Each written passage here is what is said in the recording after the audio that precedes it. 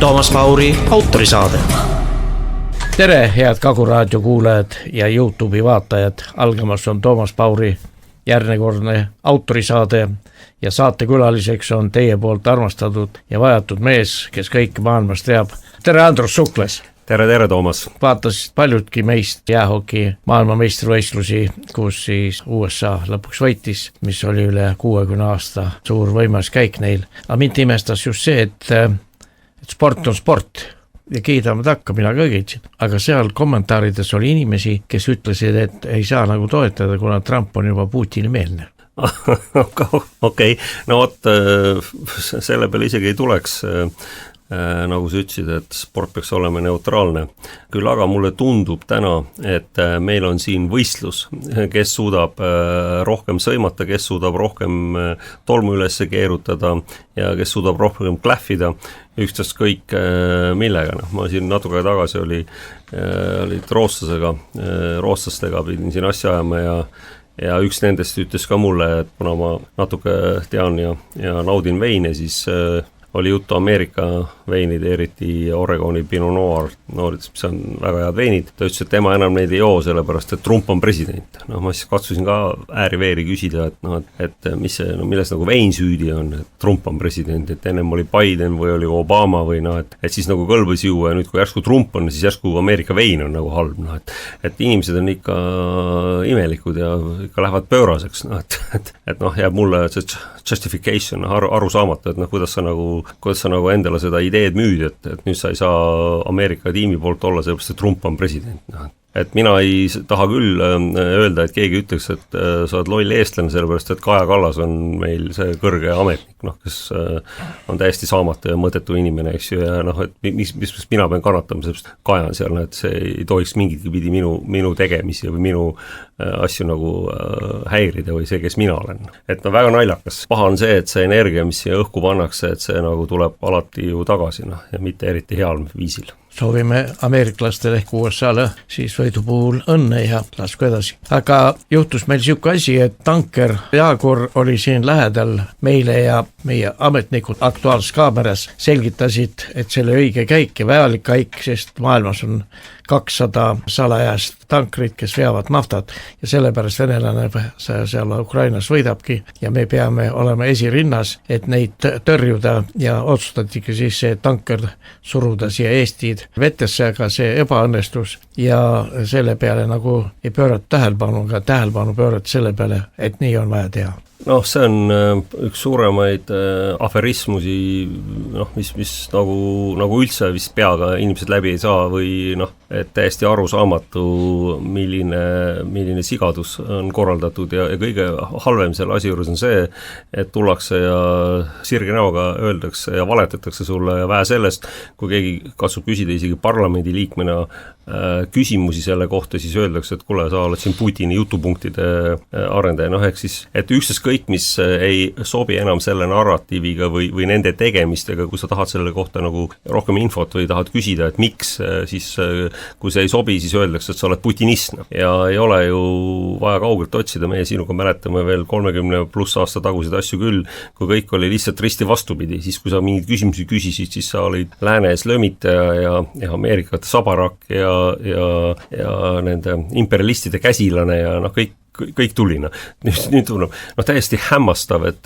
kui ruttu see pendel ühest otsast teise liigub ja mina julgen sulle, Toomas, öelda, et üsna varsti on meie õuel sõda ja mitte sellepärast, et Putin otsustas tulla Eestit vallutama, vaid sõda on just sellepärast, et meie agarad ma ei tea küll, kes nad on, aga hirmsalt nokivad ja mina julgeks öelda seda, et mitte mina ja sina ei ole Putini jutupunktide rääkijad, vaid nemad on, sest nad teevad kõik selleks, et oleks Putinile ettekääne tulla meid karistama nende sigaduste eest, mis me korraldame. Ja mind teeb see lihtsalt väga-väga nukraks ja kogu Eesti rahvas ja kaasa arvatud Kagu Raadio kuulajad pannakse mittevajalikku stressi, mittevajalikku märklauaks, sellepärast, et kõik, mis sa vähegi geopoliitiliselt valesti teha saad, seda meie nii-öelda eliit ka teeb, eks ju. Kas või see sama hüsteeria, see sõja õhutamine, ma ei tea, mul lihtsalt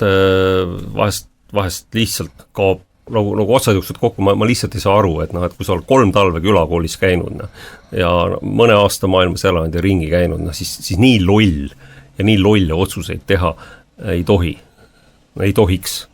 Ja tehakse. Et jah, mind väga paneb muretsema.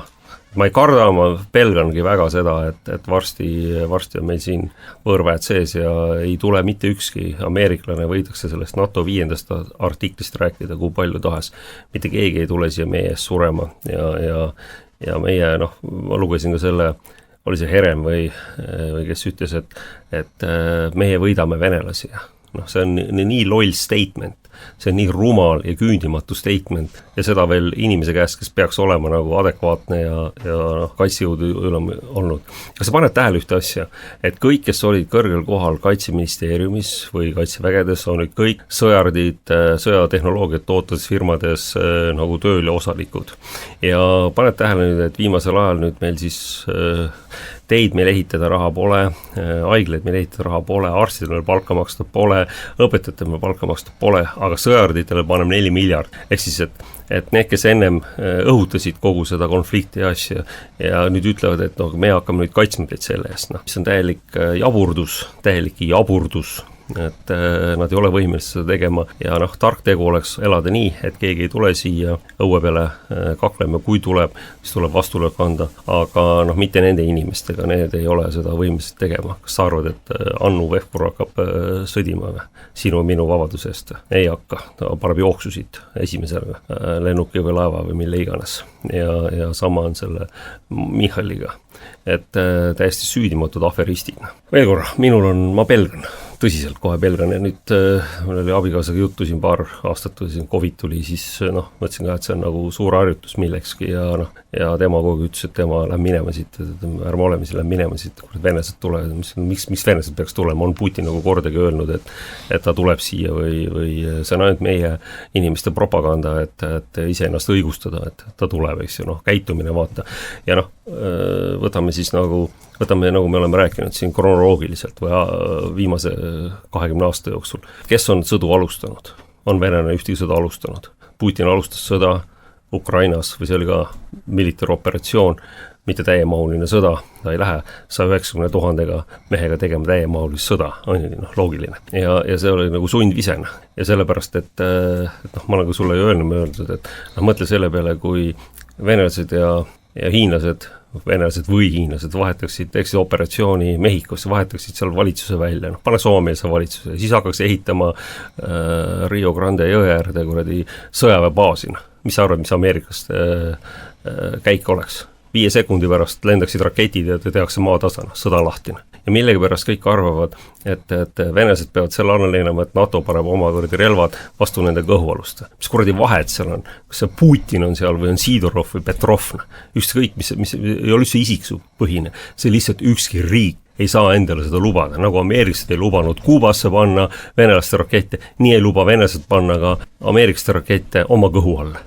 Nii lihtne see ongi. Samamoodi me ei taha, et venelased siia tulevad, me teeme selleks heidutust või mis iganes ehitama piiri sõjaväge. Täpselt sama on ju venelastel. Kuidas siis järsku teie arvate, et te võite režiimi igal pool vahetada ja kui venelased seda teevad, siis nad on kuradi kõige suuremad tõprad maailmas. Lihtsalt täpselt samasugused. Ja mind nagu häirib see, meil eestlastena ei ole üldse tark istuda ei ühes pool ega teisel pool, aga kogu meie eliit ennem istusid venelaste paadis, nüüd istuvad ameeriklaste paadis. Nii ei saa.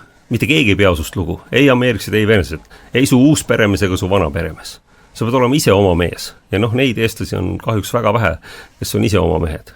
Ja ma ütlen Toomas, olles ise oma mees, me saame väga hästi hakkama. Väga hästi. Kui ma hiljuti kuulasin Hanno Pevkuri juttu, kes on meil kaitseminister, noor tegus mees, et Eesti on võimas relvaüksus 44 000 meest, me ei karda kedagi, siis sa ei või karta, aga sa ei oska ära arvata, mida võivad teine pool sul vastu panna. Ja ma ei tea, kas nad on selle Heimarside peale, mida nad hiljuti said nii kindlad või? Vaata, ma tavaliselt katsun Eesti nendest asjadest eemal hoida, ma ei vaata kahjuks aktuaalselt kaameratega Eesti saateid, vahest ma vaatan välisilma, kui ma teatrietendust kunagi oli teleteater ja oli niisugune asi nõukogude ajal, ma mäletan. No siis seda ma vahest vaatan ja see on niisugune minu jaoks nagu teleteater, et kihvt on kuulata neid eksperte, kes tulevad ja räägivad sulle täiesti lolli propaganda. Aga täna lugesin Diagonaalis Eesti Päevalehes oli siis keegi jälle Rootsi tark, Andreas Alsund, või ma võin eksida nimega, kes siis on ka meil ekspert ja kogu aeg seletab, et venelased kaotavad selle sõja, ukrainlased võidavad ja et meil on lihtsalt vaja anda neile veel relvi, et ja noh, ma ei tea, kas see ajakirjanik ka nagu üldse ei loe, mida ta kirjutab või noh, see oli nagu niisugune statement, et Vene sõjaväes on 650 000 sõdurit ja Ukraina sõjaväes on 900 000 sõdurit. Ja ukrainlastel on täpisrelvad ja siuke moon ja kõik, mida neile antakse. Noh, aga jäi mulle arusaamatuks see, et mis siis venelased kogu aeg ukrainlasi võidavad, noh. Et kui ründaja peab olema 1,3, see on alati, et ründajaid peab olema rohkem kui kaitsjaid. See rünnak on alati raskem töö. Siis kuidas siis 650 000 venelased, kes ründavad, saavad jagu 900 000 kaitsvast ukrainlasest, noh. No kuidagi matemaatika ei lähe, noh minu jaoks ei lähe kokku, eks ju. Ja noh, rääkides siis sellest, noh, sellest sõjast seal Ukrainas, no minu jaoks on nagu arusaamatu see, et meil on jällegi räige propaganda, et ukrainlased on kõik, noh, nad on nii ausad ja tublid ja õiged inimesed.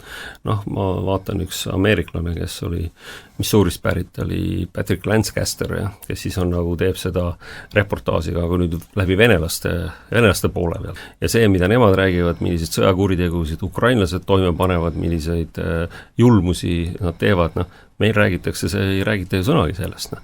Eks see on mõlemapoolne, noh, see ei ole ühepoolne. Ja noh, teate, mis mul nagu täiesti ükskõik, noh, tõmmake ennast ribadeks seal ja aega oma geopoliitikatega, jätke meid rahule. Ja mis nagu meie teeme jumala valesti, meie asi on vait olla ja oma riiki ehitada, mitte käia ega seletada ja ässitada. Ja noh, ja kõigulem on see, et ennem siis meie selja taga suur musklis Schwarzenegger, kellega noh, vähemalt lubas, et ta tuleb appi, kui jamaks läheb. Ja nüüd meie omad ikka on pikk ritt käes ja muudku torgivad seda Vene karu, aga seda Schwarzeneggerit enam selja taga pole ju. Noh, mis see siis tähendab?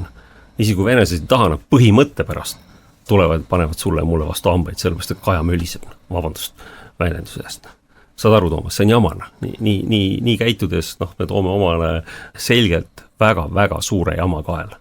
Ja noh, võib-olla ma olen siin natuke liiga reljeefne, aga noh, see on ka minu elu.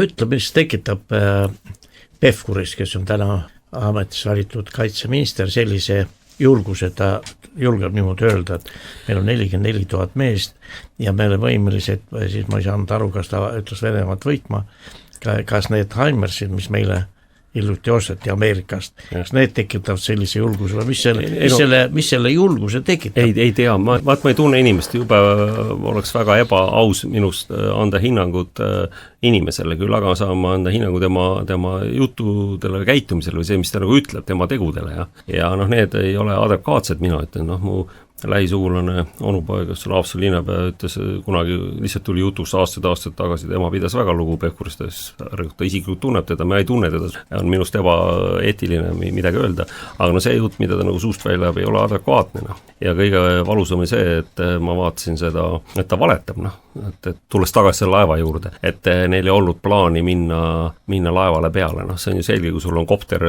täis relvastatud vendasid, et on ju selge, et sul on plaan sinna peale minna, eks ju, noh, milleks nagu sibust, noh, miks sa üldse seda operatsiooni teed, kui sul polnud plaani nagu peale minna, sa ikka saad aru, et see tanker on, ma ei tea, 300 meetrit pikk ja nagu tohutu inertsist liigub ja sa lähed siis mingisuguse väikse lootsi laevaga teda või sõjalaeva, mis iganes seal oli, teda nagu kurssi muutma või ma ei saagi nagu aru sellest, noh, kas nagu kellegi nagu üldse peaga läbi ei saa või noh. Minu jaoks on see täiesti avantüür, noh. Ja mulle tundub küll, et see oli Vene eriteenistuste poolt tellitud, noh. Nad töötavad ju selgelt kellegi teise jaoks, mitte Eesti Vabariigi jaoks. No. Ja tulla siis, see Michal veel, noh, vaatasin seda, tavaliselt ma jälgi, aga noh, kuna see oli nii suur sigadus, et noh, tahaks aru saada, et noh, milleks. Siis Michal veel, kui siis seal kas Varro Vooglaid või Martin Helme noorem, kui nad küsisid väga selliseid tahve küsimusi või küsisid neid küsimusi, et kes andis selle, kes oli, kuidas oli, see on väga õiged küsimused, siis öeldakse, kuule, te küsite, te olete ju putinistid või selle naaberriigi. No ikka propagandist on propagandist, et midagi ei ole öelda, see ei ole peaminister, see on labane propagandist. Sind ja mind ja kallid Kaguraadio kuulajad on sellega pandud ikka väga suure löögi alla. See ei ole veel kõik, venelased panevad selle täpselt kõik kirja. Nad teavad väga täpselt, väga rumalaks alahinnata neid. Maailmas on venelastel 200 parilaeva ja need sõuavad siis siin mööda merd ja ookeani ja meie oleme nüüd need aktivistid, kes tahavad selle protsessi seisma panna. Aga ma küsin su käest, Toomas, et mis asi on varilaev? See on jälle mõiste, mis on nagu pastakast välja imetud meie propagandistide poolt tehtud. Venkud ajavad oma asja, meie ajagu oma asja. Ja see, kui keegi mingi Keersteimer või keegi ütleb, et mina panen sellele sanktsioonid, aga panen, keda see kotib, kas venelased huvitab see seda või Loomulikult teevad asja keeruliseks. Ma lihtsalt tean seda, et Iraan inimestega, kellega ma suhtlen pärslastega jällegi, et nad alati ju ütlevad mulle, kui ma ütlen, et kuule, meil on siin mingi probleem, et pannakse arved kinni ja seda teist ja ütled, ära üldse muretse selle pärast, meil 40 aastat, 45 aastat sanktsioonid oled, meil kõik täpselt teada, kus asja ajada. Ega siis elu selles seisma ja sa teed ise ennast lolliks. Meie siin vaesume ja paneme sanktsioone ja ma just rääkisin ühe oma vanas emuga, kes Venemaal asju ajab, ütles, et täitsa jama, tema teeb eksporti Euroopasse ja ütles, et saad aru, et ma tegin siin 2 aastat tagasi, oli Vene rubla oli 120 eurot või 120 rubla euro kohta, siis täna on 85, eksporterit on raske, Vene rubla on väga tugevaks läinud ja mäletad seda 3 aastat tagasi, mis oli 1 euro ja mida sa sellest said ja mis sa saad täna 1 eurost. Võib-olla saad 6-50 sendi eest sama, mis sa said eurost. Milleks see propaganda? Vaatame, ajame oma asja, katsume ise hakkama saada, katsume oma rahva jõukaks teha. Aga me teeme mingeid arutuid liigutusi, et olla, nagu sa ütlesid, pioneer esirinnast. Mis see meie asi on, kas see varilaevast sõida või sõida? Ja narratiiv või see öeldi sulle, et me peame seda kontrollima, kuna nad on tehniliselt halvas korras ja on ohtlikud meie vetelena. Ja nüüd, kui siis meie õlilaev läks ja venesed selle Suursaare juures kinni võtsid, siis nüüd öeldakse, et nüüd hakkab mööda meie rannikut sõitma, mis on madalikke ja karid asju täis. Aga siis see on ju 10 korda ohtlikum. Kus see võit siis nüüd on? Tõesti, et meie see välisminister ka vist ei ole isegi koolis käinud ja see tõsiselt annab tunde, et oleks ikka pidanud selle distsipliini selle ülikoolis läbi tegema, et võib-olla oleks aidanud, aga jälle, kui sa vaatad neid teisi tüüpe, ka nagu eriti abiks ei ole olnud.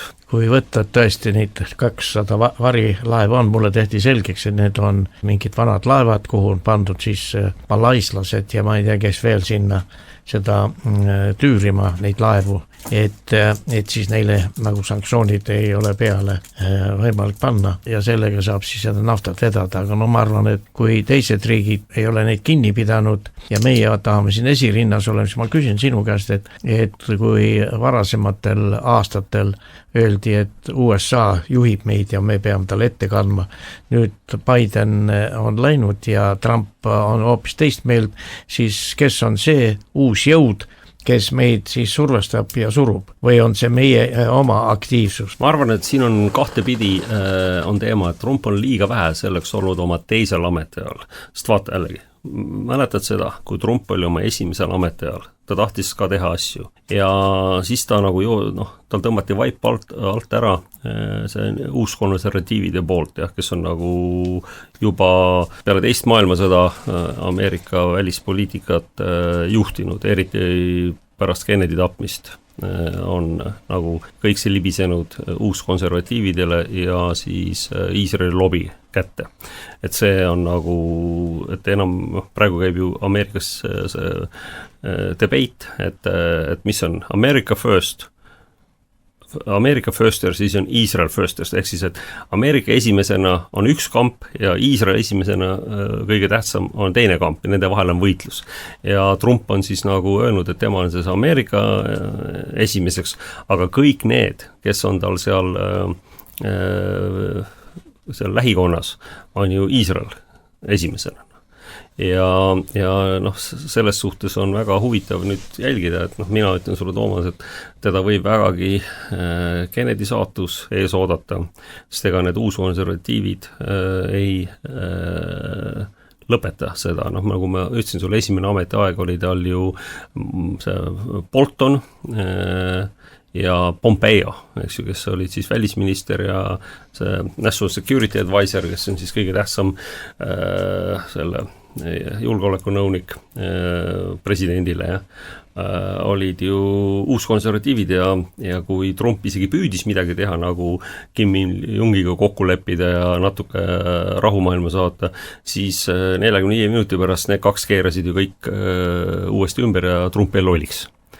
Noh, et Trump on nagu sellest õppinud, et nüüd ta enam ei anna neile eriti õigust, vaata see Mike Waltz, kes oli ta National Security Advisor või siis julgeoleku nõuandja, ju löödi minema oma koha pealt ja pandi siis ÜROs saadikuks ja tema asemel oli siis Marco Rubio, kes oli ka ennem tohutu uus konservatiiv, aga praegu paistab, et ikkagi Trump suudab teda manageerida, et ta on oma retoorikat ikka kõvasti nagu alla tõmmanud. Sest ennem ta ju sõimas ju Putinit ei tea kelleks ja kõik, mis on vaja venestele ära teha, noh nüüd ta räägib oluliselt rahulikumates toonides, aga noh, ega siis see võitlus pole veel läbi.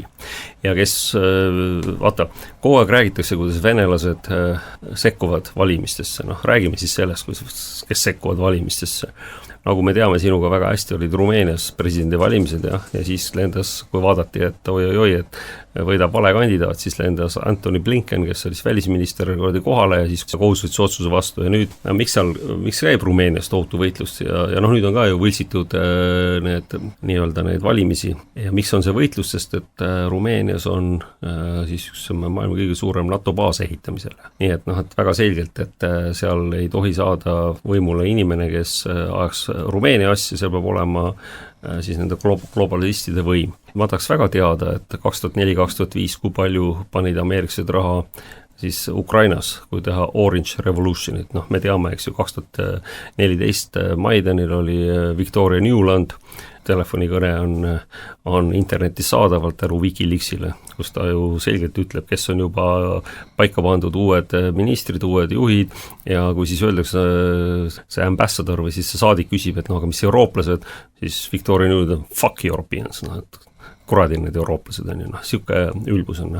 Ja see on ju selge, et see oli ju puhtult ameeriklaste poolt organiseeritud see režiimi vahetus, noh, ja sama meil ju Eestis ju kolonel Lawrence Wilkinson, kes oli NATO juures ja ütles, et tema on isiklikult käinud, ma arvan, et ta küll Eestit ei maininud, aga ka siin siis toomas nii-öelda seda õigeid inimesi neile selgeks tehes ja kuidas tuleb käituda ja noh, ja sellepärast ega siis see meelemuutus siis nagu järsku ei tulnud seltsimeester Kallastel ja Ansipitel, eks ju, et kes olid ennem kõvad kommunistid ja järsku said tohututeks liberaalideks ja maailmakodanikeks ja Ameerika huvidest võitlejateks, noh selge, et präänikut pisteti neile pihku ja seda on nad avalikult öelnud ja see tuleb veel välja, noh, et USAID ja see endorsement of democracy, et need organisatsioonid pandi kinni ja kohe ju tekkis hirmus kisa, et ei olegi enam raha maksta nendele propagandistidele ja õõnestajatele, kes siis ajavad nagu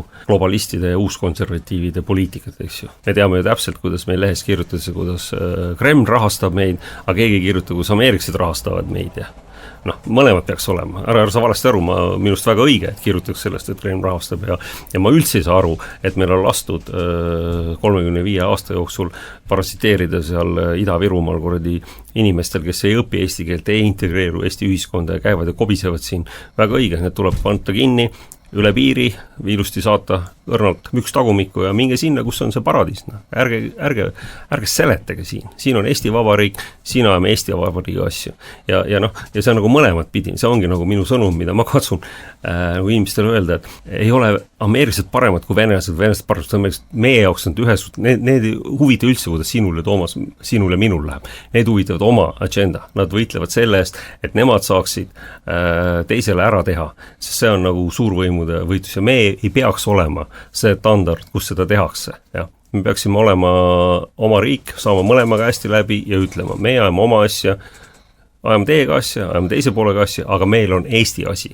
Ei ole nii, et eestlased ajavad teiste asju olles just klähvivad Pekingi palee koerad isandas süles, noh, see, mis me täna oleme, noh, see tegu, millest sa nagu rääkisid selle laevaga või keegi hakkab, noh, ja sa küsid Himarside kohta, ma just ütlen, kas sa mäletad seda müüdi, seda narratiivi, et meil on Himarse vaja, et me juba ennem kui venelane üldse ründab, me läheme nende tagalasse. Me hävitame nende tagalas, nende ründepositsioonid ära.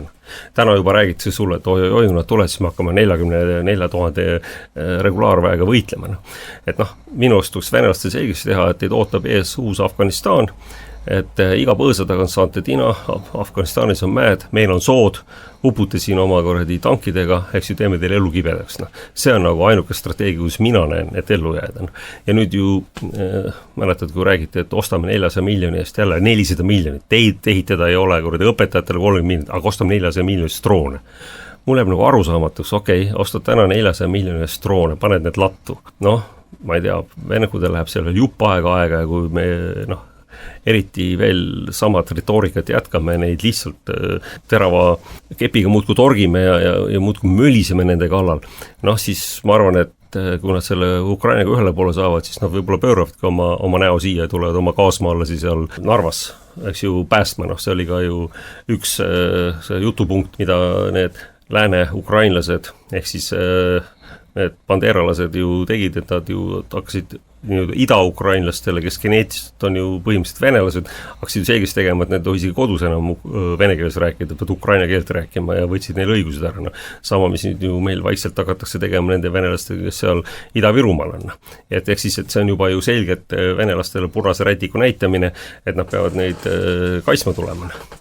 Nii, ja sina hakkad nüüd siis selle regulaararmeega võitlema 650 000 või 1,5 miljoni vene sõjaväelast, see on ju loll jutt, see ei tule välja. Ehk siis, et see maaplats tehakse siin puhtaks. Ma ei saa aru, mis nagu inimestel viga on. Me teeme siit väikese muusikalise pausi, küsijana Toomas Paur ja minu vestluskaaslane ettevõtja Andrus Sukles.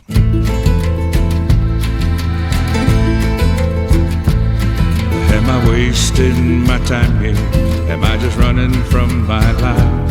Just a day in front of the devil with no angel on my side. They call these back roads the Badlands. A man don't make it here on trust. Just a bunch of busted up Chevys baking in the Tulare dust. And I hear the same old story every morning cross my mind as the clock chimes on the hour. I know the years will not be kind. They're burning fast up ahead. They're fading slowly behind. But I'm learning to accept it, that the years will not be kind. And I pull up to the station, I figure I'll give you a call. I can read my fortune in front of me, right here on this bathroom wall. And I'm looking in the mirror, it's all greasy and it streaks. And the guy's staring back at me, he's seen a razor in weeks. And I hear the same old story every evening round supper time, as the clock chimes on the hour. The years will not be kind. They're burning fast up ahead. They're fading slowly behind. But I'm learning to accept it, that the years will not be kind.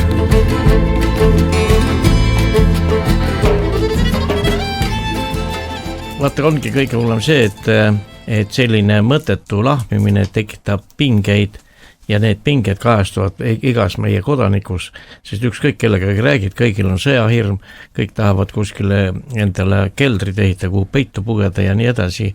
Ja noh, ütleme, et inimesed on rumalad, naiivsed ja usuvad kõike, mida meedia neile ette räägib, aga ma mõtlen just seda, et kuidas meie poliitikud täna niimoodi käituvad, et kas Euroopas on siis tekkinud mingi uus jõud, enne ma ütlesin, et Ameerika oli, kas nüüd on mingi uus jõud või tahavad nad ise lihtsalt hakata esimeseks viiuliks Euroopas kõiki teisi juhtima Kaja Kallase eestvõtmisel? Vaata, Toomas, eliit on nüüd kahvlis, eks ju, Ameerikas läksid selja tagant ära ja nad on teinud, et võimule jääda, neil ei olegi teist teed. Nii kui nad oma jutupunkte muudaksid, nad oleksid võimust ilma ja see on neile katastroofiline. Ehk siis kogu see tõmblemine on selleks, et seesama kamp jääks võimule. No hakkame võtma järjest, eks ju. Keir Starmer sealt Inglismaalt, väga õhukesel jääl, ma arvan, see valitsus ei kesta kaua. Merz Saksamaal, üldse tuli illegaalselt võimule, seda see Alternative for Deutschland ju ütleb, eks ju. Nad ei saanud ju esimene hääletusvoor, ta ei saanud hääli kokku, ta ei valitud kantsleriks, ehk siis, et seaduse järgi oleks pidanud tulema uued valimised, mida aga ei korraldatud, maksti kellegile seal, leiti veel mõned hääled, said ta selleks kantsleriks. Nii, mis siis öeldi? Nüüd hakkame tegema, et Alternative for Deutschland on ekstreemne organisatsioon ja see hakkame nüüd seda keelustama. Ehk see, et neil oli seal mingi 25% või oli 20% häältest, ehk siis iga 4.–5. sakslasele lihtsalt sülitatakse näkku, kui seda tehakse. No, inimesed ei neela seda alla. Rumeeniast me juba rääkisime, võtame Le Pen, nii, mäletad Navalny, tema on poliitiliselt motiveeritud süüdimõistmised asjad. Le Pen oli ohtlik, tehti talle täpselt samamoodi, ta tehti kriminaalkurjateeks, ei, meil on õige, aga vaat need venelastel, nemad on arvanud, ise käitute täpselt samamoodi. Le Pen ei ole ka üldiselt, ta ei saa nüüd enam Prantsusmaa presidendivalimistel osaleda. Nii ütleme, Meloni, itaallane, oli ainukene, keda kutsuti Trumpi ametisse vanutamisele Euroopa Liidu juhtidest. Nii et Meloni on selline päris tark naine. Ta oskab päris targalt asju öelda, ta saab enam-vähem kõigiga läbi, mis ongi nagu itaallastele kasulik. Ja. Nii, kes me siis veel on, eks ju, Portugal, nagu sa tead, käib seal madin, keegi eriti sellest ei räägi, kedagi ei huvita, aga jällegi, need sotsialistid said kaotuse, Hispaania juba muudab oma seisukohti, eks ju. Nii et mis Euroopast me räägime, eks ju, selles mõttes, et kogu Euroopa muutub. Me teame, eks ju, Orban Ungaris ja Fico, kuidas sa kutsud, eks ju, Slovakkias, mina näen seda, et see süsteem ei kesta kaua, ta ei saagi kesta, sellepärast, et juba nagu Nõudliit oli täiesti valedele alustele üles ehitatud ja üks lollus ajas teist taga, see ei ole jätkusuutlik. Täna ma näen küll Euroopa Liidus need samad tuuled puhuvad, inimesed on lihtsalt väsinud sellest valest, sellest propagandast, sellest nüüd juba, eks ju, sõja õhutamisest, et mina ei usu, et mina just tahan öelda, et võtke siis relv kätte, minge sinna Ukrainasse, näidake ette, minge sõdige, kui te jubelt tahate. Ärge kurat meid sinna sisse kiskuge. Täiesti nagu süüdimatud aferistid tõesti. Jah, propaganda käib täies rindes ja meie ka siin sinuga ei tee küll propagandat, vaid selgitame ja kui mõnele tundub, et me siin mõnda jutupurki räägime juba 3. korda, siis tulebki nii kaua rääkida, kui inimesed hakkavad aru saama, sest et midagi pole teha, et natukene ka arukust inimestest süstida, et me ei satu paanikasse ja ei hakka oma kodumaalt minema jooksma, vaid ikka jääme siia, kus meie esivanemad on olnud ja teeme oma tööd edasi selleks, et Eesti elu läheks paremaks, aga küsin sinu käest, et kui Ukrainas on näha, et sõda on ukrainlastel kaotatud, siis kuidagi Trump ütles, et ta võtab oma käed eemal, hea küll praegust sellest vanast lepingust tulenevat tuleb talle veel relvi ja siis seda täpist juhtimist, kuhu rakett saata, aga hiljem ta kindlasti enam ei anna, aga Euroopa tahab teha, mis on see huvi, et kas on siis raha teenida, et sõda toob ju raha sisse. No ma toon sulle ka selle näite, ära ole veel nii kindel selles, et täna on Trump seda öelnud ja et kas ta suudab sellele veel korra seal uuskonservatiividele, kes on viimased 60 aastat seal asju ajanud, kas ta suudab neile vastu seista, sest ära unustada, sa ütlesid väga õieti, sa panid praegu naela pea pihta. Kes oli Ameerika välisminister Rubioga koos Istanbulis, kui peeti läbirääkimiste venelastega? Seal oli Lindsey Graham, kes on nagu täiesti ka samamoodi korrupeerunud senator Lõuna-Carolinast ja seda ütles CIA mees Larry Johnson, et tema on varastanud sellest sõjast teeninud 8 kohalise numbri ja juba seda vaikselt juba sosistatakse ja küll ta varsti avalikuks tuleb.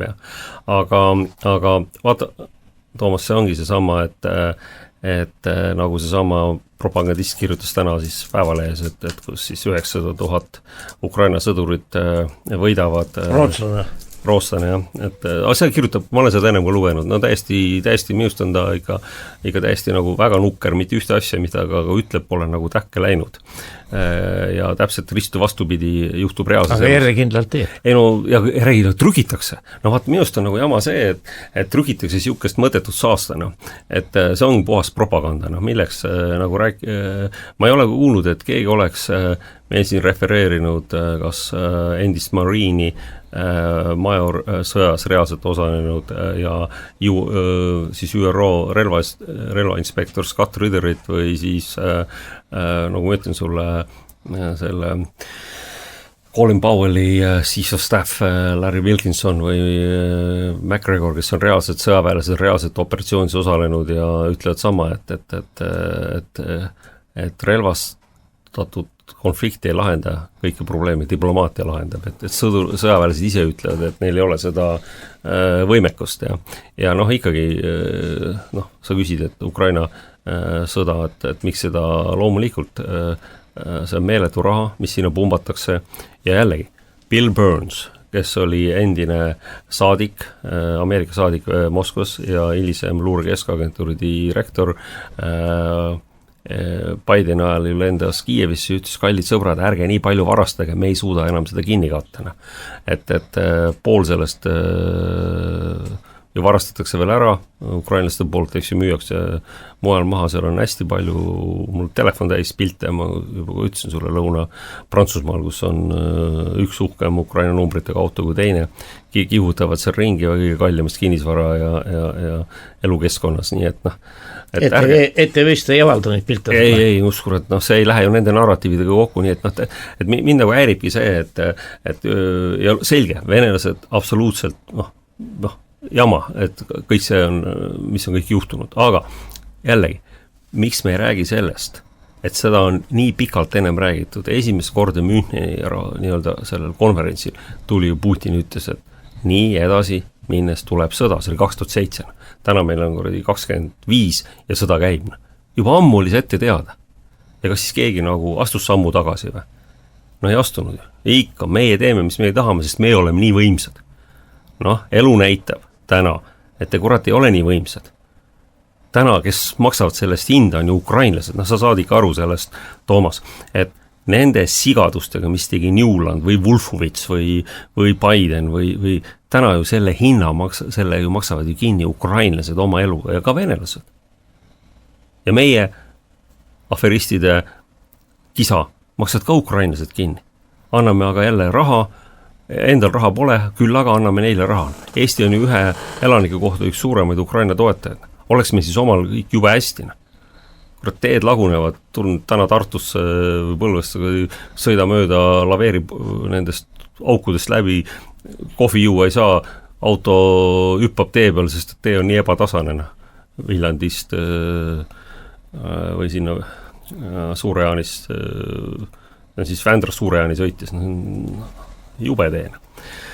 Aga raha pole, et ehitada, aga saadame Ukrainasse. Järelikult on kellelgi huvid, ma ei oska muud öelda. Pane veel korra, mis mind nagu häirib, mitte keegi sellest ei räägi. Kogu see nii-öelda see eliit, kes oli meie kaitseministeeriumis ja see sama Kusti ja muud tüübid ja endised militaristid, kõik on ja ehitavad nüüd sõja asju.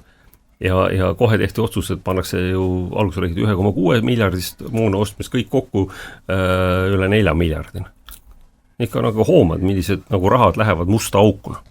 ja sulle ja mulle ju keegi aru ei anna, kuhu see raha läheb, see öeldakse, see on saladus, vaata muidu vaenlane, tema teab. Aga samas öeldakse sulle seda, et hinnad on meeletult tõusnud, praegu on tohutult raske midagi saada, sest kõik tahavad midagi osta.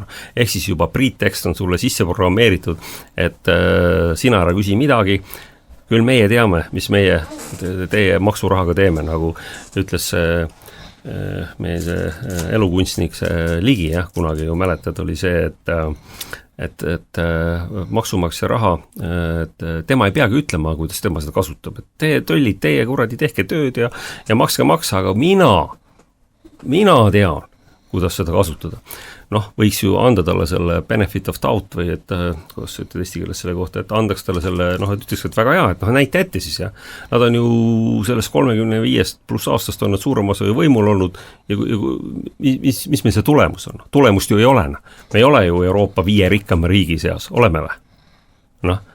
Ehk siis, et öelda, et ärge teie küsige, mis mina rahaga tees, ma tean paremini, on ju täielik vale, sa ei tea ju, sa ei ole võimeline seda tegema. Mine ära tee midagi. On ka lihtsam, on ka meile sinuga parem.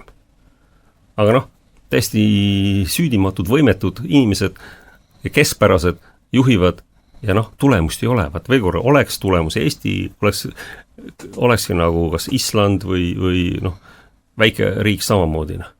Et me oleksime elatustasemelt vähemalt seal siis 5 rikkam Euroopas. Ma vajaks oma suu kinni, ma ütleks Ligi, müts maha, tubli vana, hästi tehtud.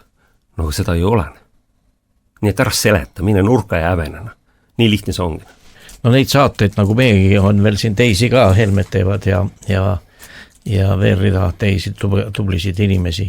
Aga kuidagi kaob nagu kõik see musta auku, sest kui sa loed tavalises Õhtulehes või Postimees kommentaare, siis neid selliseid julgeid ja selge sõnaga välja ütlemisi millegi pärast ei ole.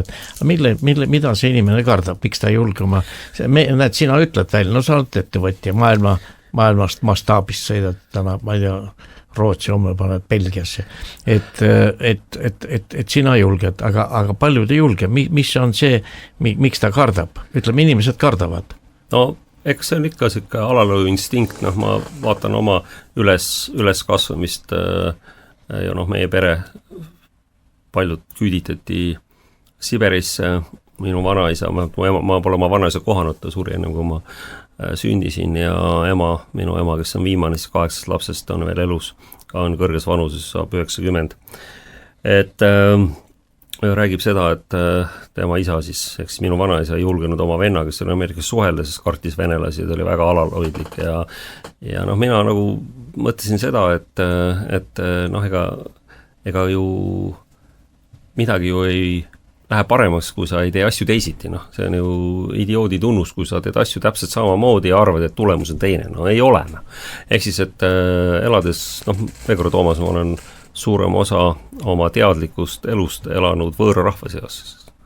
Ja mida ma olen sealt nagu õppinud, on see, et ma ei ole mitte ühte üliinimest näinud, mul on olnud privilege või privileeg läbi käia Hooveri instituudi, Ameerika abikaasa oli lõpetas Berkeley ülikooli cum laude politoloogia alal ja Condoleezza Rice oli tema õppejõud, kes oli Ameerika välisminister ja Monterey's on üks väga siuke salane kool, kus õpetatakse militariste ja seal on üks professor Don Aberheim, kellega me saime päris headeks tuttavateks, käisin ta 40-aastase sünnipäeval, kes tegemist on juudiga, aga siis theme oli natsi theme ja kõik, ta oli täis full natsi isejuht Monterey seal kooli professor, aga natsi riietega käis, tema võib, mina ei või, aga tema võib. See selleks, et ma nagu suhtlesin päris sükste huvitavate inimestega, George Schultzi poeg ja kõik, kes seal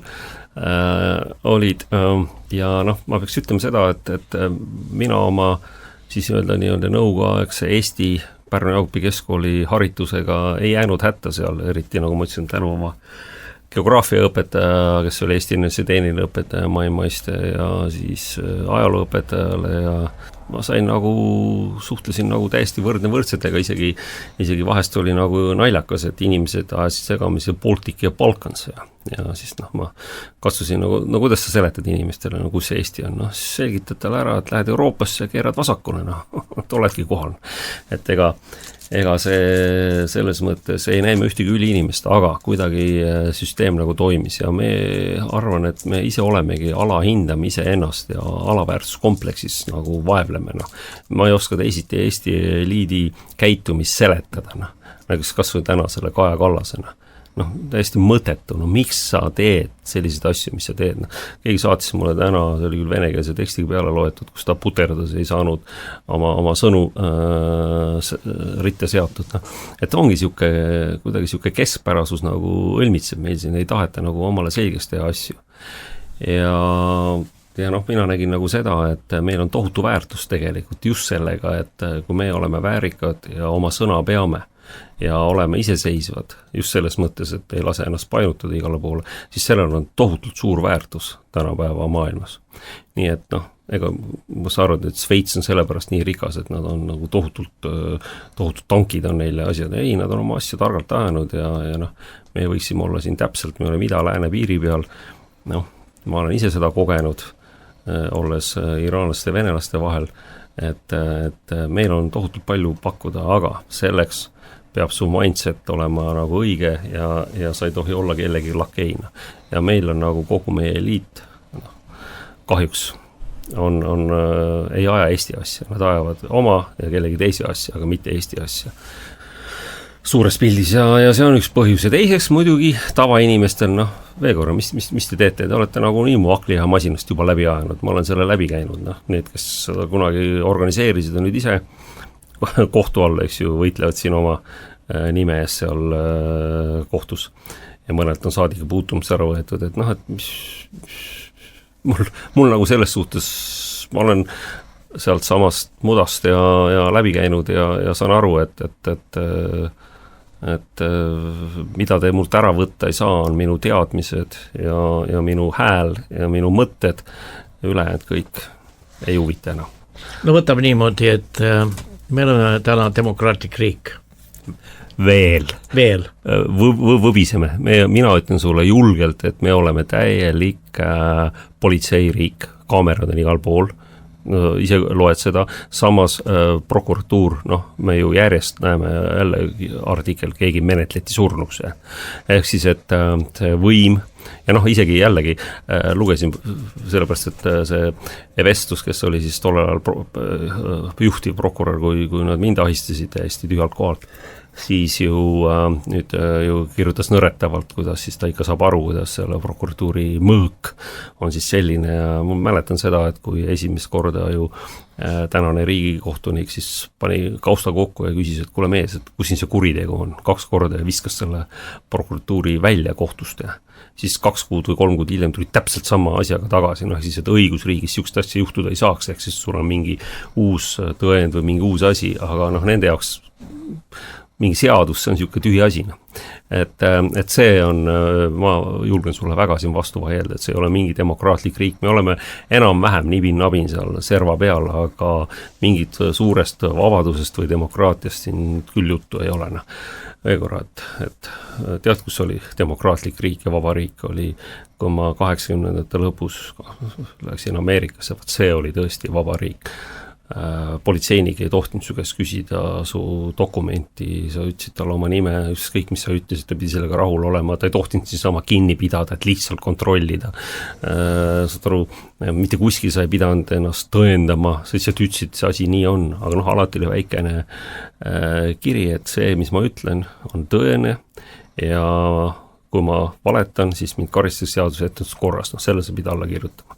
Ja tõesti oli, ütleme, et Nõukogude Liidust minnes tohutu siuke vabadus ja sain aru, et tõesti, et sa olidki vaba mees vabal maal. Just, aga see lõppes kõik 2003. 2001 juba hakatigi ja 2003, kui see Bush noorem käis siis ja rääkis, et kõik, kes on meie vastu, kes ei ole meie poolt, on meie vastu, ehk siis polariseeriti maailm ära ja kas sa oled ulud koos või kui sa ei ulu koos ja oled eriarvamus ja siis sa oled vaenlane. noh, ja kogu see maailm on ju sellest nüüd 20+ aastat läinudki, et on täpselt polariseerumine, aga mida me peame Toomas vaatama geopoliitiliselt, et meid on ainult 5% maailma populatsioonist. Jah, Ameerika majandus kasvab õige, Euroopa oma ei kasva, see kiratseb ja kukubki kokku, aga muu maailm läheb mühinal eest ära. Ja see on aja küsimus, millal me saame sellest, mida me täna korraldame, karistada. Aafrikas enam meil mingit jõudu ei ole, see koloniaal, see tehti tohutuid sigadusi, mis Jumala ja valge mees korraldas seal Aafrikas, eks ju, nüüd juba tõmmatakse asjad kokku, visatakse meid välja sealt või eurooplasi. Noh, mitte meid, meil pole seal kunagi asja olnud, aga noh, nii-öelda Euroopa. Prantslased ja inglased järjest Sava jalga vahel tulevad sealt ära. Ja jällegi, mis siis juhtus? Meie eestlased läksime jälle Kesk-Aafrika Vabariiki Prantslaste eest asju ajama. Ja oli keegi Ilmar Raavist või jälle, kuidas tema nõretavalt räägib, kuidas ikka temad viivad sinna seda, teist ja kolmandat. Mis kurat, pole sinu asi seal olla, pole meie asi seal olla. Me ei saa sealt midagi. Ainult paha imitsi. Et me oleme jällegi kellegi lakeid ajama teiste asju. Ma vist rääksin sulle, kui see teoor, see nuklear, mis on siis mis on aatomi nende tehaste käimashoitus, on vaja seda, mida meil Eestiski toodeti, see uraanium ja uraani. Siis kohalikud aafriklased said 80 senti ja Prantsusmaal juba panid selle $200 kuuga, 200 euro kuuga. No, et saada, või 8 senti, vabandust. No, et see röövimine, see ütleme, on olnud lihtsalt meeletu. Ja ma soovitan kõigil eestlastel lugeda Perkins oli see, et Memories of Economic Assassination, ehk siis, et see on siis majandusliku salamõrtsuka siis memuaarid, kus ta väga täpselt kirjutab, kuidas siis ameeriklased läksid Kesk-Ameerika ja Lõuna-Ameerika riikidesse ja tegid täiesti ebarealistlikud plaanid ja kohaliku eliidi korrupeerusid ära ja andsid neile natuke raha ja pärast võtsid kõik tagatiseks nende natural resources, noh kõik maavarad ja punased puidud ja kõik asjad ja noh, sama ju taheti meil teha nende Eesti põlevkivijaamadega, noh kui ameeriklased tulid siia, ise mäletad seda, oleks meid samasugune saatus tabanud, aga noh õnneks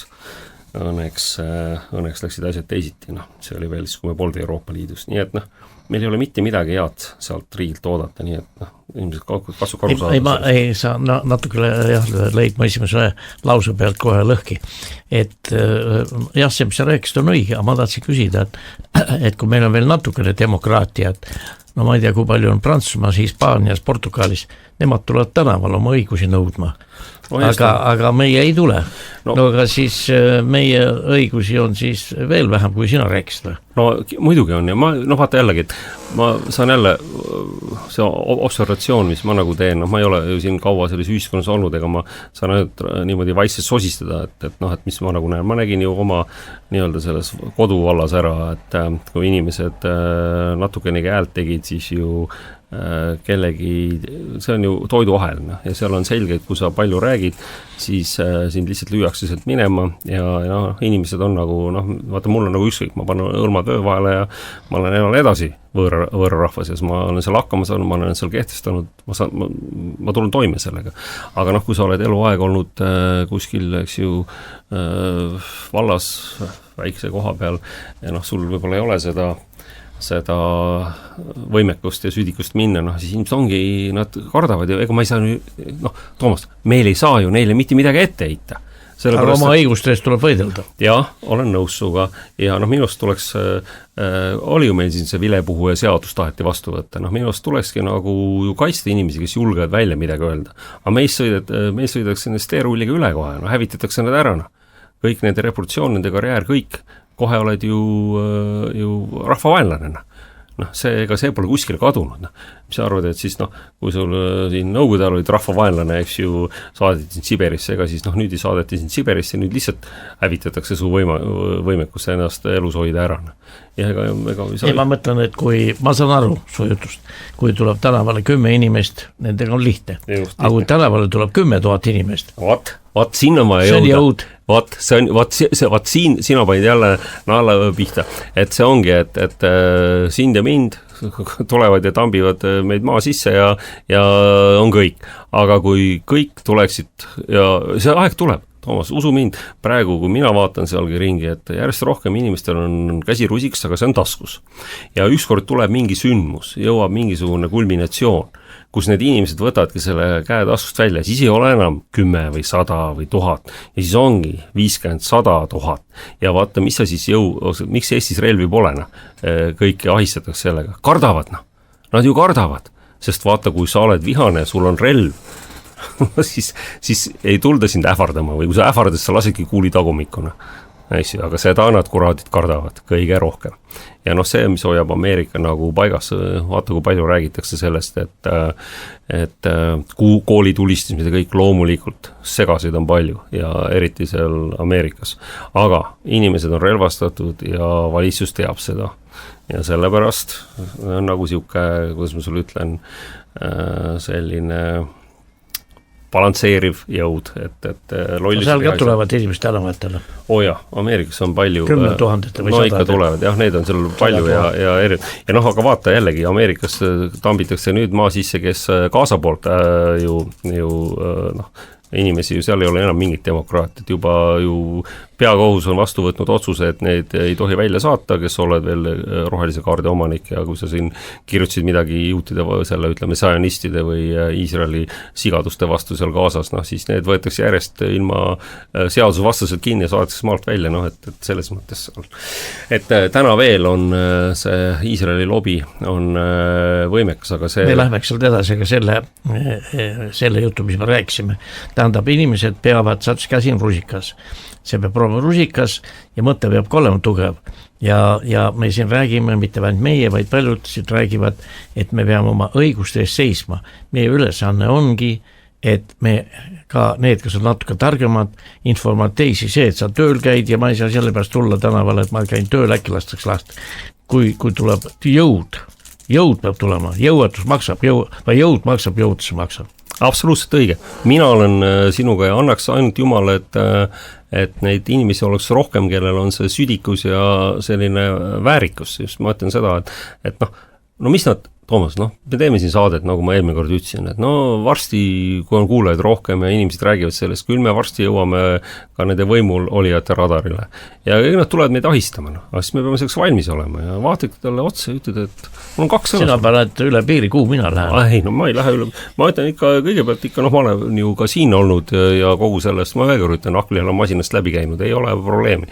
Ma ikka ütlen seda, et ma ikka loodan oma lastele siin head riike tuleviku, eks ma ka natuke katsun panustada selle nimel. No räägime natukene, eelmine kord jäi meil jutt pooleli, sest me kõigil oli kiire, mitte mul, vaid sõnul. Aga me rääkisime sellest, et juudid ütlevad, me ei lõpeta seda sõda enne seal Gazas, kui viimane Hamasi liige on hävitatud. Ja kui vaatad seda olukorda, siis maailm vaatab peaaegu ükskõikselt. Süüa ei ole, ometi meil on nii palju jõudu maailmas, rahalist, toiduainet, et me suudame need inimest ära toita, 2,5 miljonit. No see jõud on täna olemas, aga antakse mingisugune, võetakse transporti kinni ja käib köki-möki jutt. Ma küsin, et kas see ideoloogia, et kui viimane Hamasi liige on maha lastud, siis lõpeb sõda. Ei kus ta lõpeb ja ütle mulle seda, et kuidas sa tapad ideoloogia, et sa ei saa ju, nüüd nad ei räägi enam Hamasi võitlejad tappi, sest nüüd nad räägivad, et kõik kaasalased tulevad maha lüüa. Feigin, see oli Knesseti, ehk siis nende parlamendi liige ja isegi valitsus olnud ja ütles, et mis lastest te räägite? Kõik lapsed tuleb ära hävita, sest kui nad suures kasvavad, siis nad on Hamasi hakkavad meid tapma. Ehk siis, et juba ennetavalt tuleb need kõik ära tappa. no inimene läheb välja ja ütleb seda, meil on mingid vihakõne seadused või peaks maailmas toimima ja no vaata, see on täpselt sama lugu, et meil on ju siin isegi Eestis holokosti päev ja mis on nagu täna nagu ikka tõesti nagu meile näkku sülitamine, kui juudi bolševikud tassid meie inimesi Siberisse ja tapsid neid, eks ju. Ja nüüd, mis toimub täpselt see, mida nad ette heidavad, siis mis tegid natsid ja mis kogu maailm vaatas vaikides pealt ja toimub täna ju Gazast. Lihtsalt rollid on vahetunud. Zionistid on need, kes tapavad ja genotsiidi toimuvad ja kogu maailm vaatab pealt. Ja ainukesed, kes vastu hakkasid, olid ju kes? Jeemenlased, kes neile ja siiani nad Iisraeli ameeriksid jälle püksid oma käed, vaata jällegi. Kes tead Hamas on? Hamas on Iisraeliste poolt, Netanyahu poolt tekitatud organisatsioon. Vaata, muidugi. Saab ise endaga võidelda?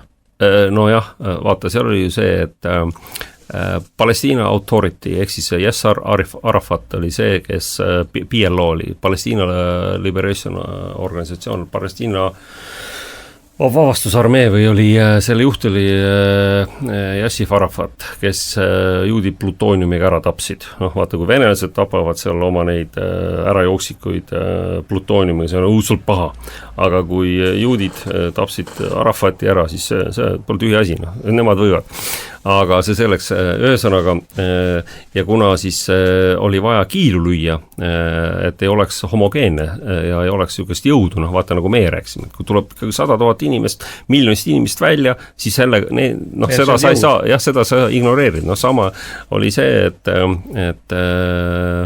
ja just, et see on Iisraeli poolt ellu kutsutud Hamas. Aga nagu ikka, mäletad need muhadžidiinid, keda siis ameeriklased toetasid venelaste vastu võitlemises Afganistanis, pöörasid pärast relvad nende vastu. Ja sama on ju Hamasiga, et kui sa ikkagi elad vanglas ja iga päev sind ahistatakse ja alandatakse. Kas on juutva see Hamas? Ei, Hamas on, vaata, need on kõik semiidid, vaata, seal on, ma ei ole ka nii suur spetsialist, aga seal on nagu, Hamas on ikkagi palestiinlased, ehk siis nende järeltulijad, kes siis Nahka oli siis 47, kui 47, kui nad minema löödi, ehk siis katastroof Nahka, siis need on nende järeltulijad, kes oma kodudest minema aeti. Ühesõnaga mõtle, kui see juudi riik löödi. Mõtleme, et öeldakse, et teeme põlve, ja juudi riik pidi ju toimima, kõigepealt räägiti, et tuleb Ugandasse, et siis, et tuleb Krimmi, ja lõpuks tehti ta siis sinna Palestiinasse. Ja eks sa tead ju väga hästi, et Krimm on venelaste oma kogu aeg olnud ja siis järsku Hruštšov ühe liigutusega andis selle Ukrainale 56. aastal. See oli see sama rudiment sellest, et juba ju Stalin lõpetas selle businessi ära, et sinna juudi riik oleks tehtud sinna Krimmi. Aga see oli üks koos Ugandaga Afrikas, et imelik küll, aga seal on palju musti juute on ka, kes on nagu nii-öelda väga tumeda nahaga juudid. Ja siis lõpuks tehti ta sinna Palestiinasse ja nüüd on kogu võitlus käib mille nimel? Suur Iisraeli nimel, ehk siis, et Golani kõrgetikud, osa, eks ju, see on Süüriast, osa siis Liibanonist, osa Egiptusest ja osa Iraagist, et see on Netanyahu plaan teha siis suur Iisrael, aga mega ütlen, et kes täna kõige rohkem kannatavad, on ikkagi need palestiinlased, kes siis elavad Gazas, need siis öeldi, et need nagu lüüakse kõik minema sealt, ehk siis, et etniline puhastus tehakse ära. Neile otsitakse riiki, kuhu neid viia. Jah, aga miks sina, ütleme, öeldakse, et kõik põlvalased peavad minema ja setud tulevad asemele. Oled sa nagu rahul sellega, et otsime sulle riigi, kuhu sa lähed, sa ei taha oma kodust ära minna. Minust on see, ja vaata, jällegi, nüüd me räägime rahvusest õigusest, mida Putin rämedalt rikub, aga teatud seltsimehed võivad seda rahumeeli teha ja natuke piiksuvad ka ja et ainukesed, kes sõjaliselt nagu vastu hakkasid, olid jeemenlased, kes ütlesid, et 51. artikkel ja ütleme sama on ju tegelikult ka selle rahvusvahelise õiguse suhtes ütlevad ju venelased, et me rakendame 51. artiklit, kuna see on eksistentsiaalne oht meie riiklusele, meie suveräänsusele ja me anname nagu, me võitleme oma õiguste eest. Ja minna see võta kinni, aga noh, igaühel on oma õigus.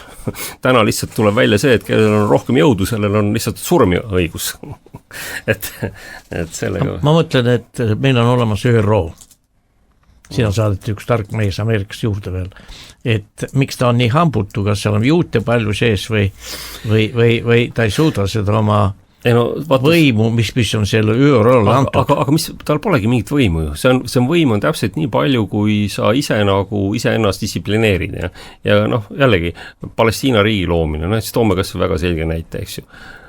Kõik ÜRO liikmed on selle poolt välja arvatud 2 riiki, Iisrael ja Ameerika Ühendriigid. No iga loogika järgi peaks see riik oma loodud olema.